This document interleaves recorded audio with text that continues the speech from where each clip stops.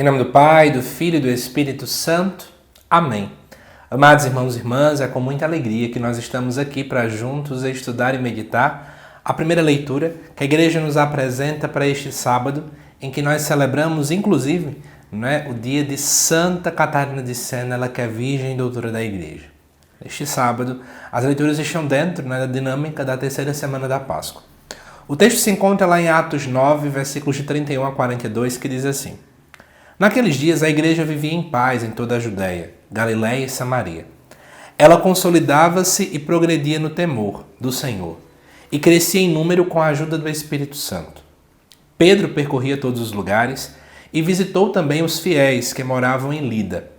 Encontrou aí um homem chamado Enéas, que estava paralítico e há 8 anos jazia numa cama. Pedro disse-lhe: Enéas, Jesus Cristo te cura. Levanta-te e arruma a tua cama. Imediatamente Enéas se levantou. Todos os habitantes de Lida e da região do Saron viram isso e se converteram ao Senhor. Em Jope havia uma discípula chamada Tabita, nome que quer dizer gazela. Eram muitas as boas obras que fazia e as esmolas que dava. Naqueles dias ela ficou doente e morreu.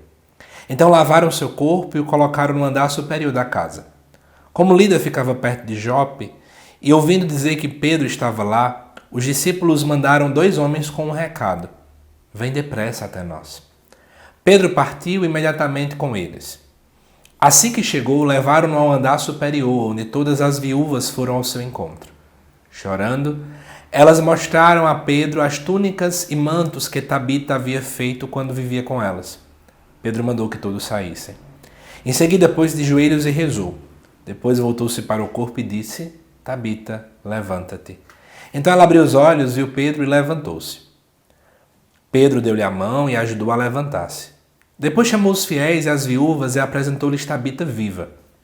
O fato ficou conhecido em toda a cidade de Jope, e muitos acreditaram no Senhor. Amados irmãos e irmãs, nós vemos aqui 2 situações bem específicas em que Pedro está realizando momentos de curas, de milagres na vida de pessoas. Só que eu quero te ajudar a refletir alguns pontos que são importantes. Por que esses relatos aqui eles são interessantes para a igreja, naquele contexto? Às vezes a gente lê Atos dos Apóstolos, a gente meio que quer excluir o livro da Bíblia, lê-lo sem observar a Bíblia como um todo. E aí nós cometemos um grande equívoco. Quando nós olhamos o texto de Atos dos Apóstolos, compreendendo também uma visão integral da Bíblia, especialmente à luz dos Evangelhos, algumas coisas vão começar a nos iluminar. O primeiro é que as expressões que Pedro está usando são expressões similares às de Jesus. Pedro diz, levanta-te, diz o nome da pessoa, assim como Jesus também dizia. Segunda coisa importante é que, se você lembrar, tem milagres em que Jesus fazia que ele também pedia para que todo mundo saísse da casa. Terceira coisa é, antes de realizar algo tão importante, Jesus também costumava às vezes rezar. Pedro também reza. O que é que está querendo ser dito então por Lucas em sua teologia? É que, na verdade, todos os milagres, as ações, as obras que a igreja faz, são obras que antes foram feitas por Jesus. Ou seja, os apóstolos, a igreja é uma continuidade da missão de Jesus Cristo. Não é uma missão diferente. Nós não podemos separar Cristo de sua igreja, mas entender que nós estamos dentro de um aspecto de continuidade. Além disso também, nós precisamos colocar na nossa cabeça que Jesus ele age por meio de Pedro.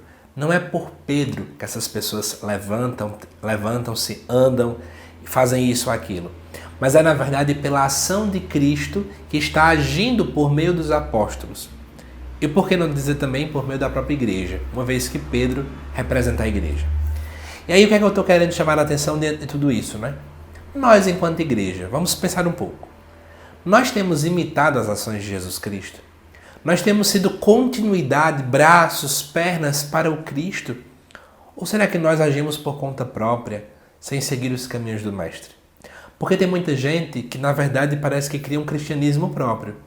Mas esquece que o verdadeiro cristianismo, como o próprio nome já diz, ele precisa ser através dos passos de Jesus. Não existe cristianismo sem o Cristo. Que Deus te abençoe, amado irmão e irmã. Eu te convido daqui a pouquinho aqui no canal às 7 horas da noite para juntos estudarmos e meditarmos o Evangelho, também neste sábado. Até lá!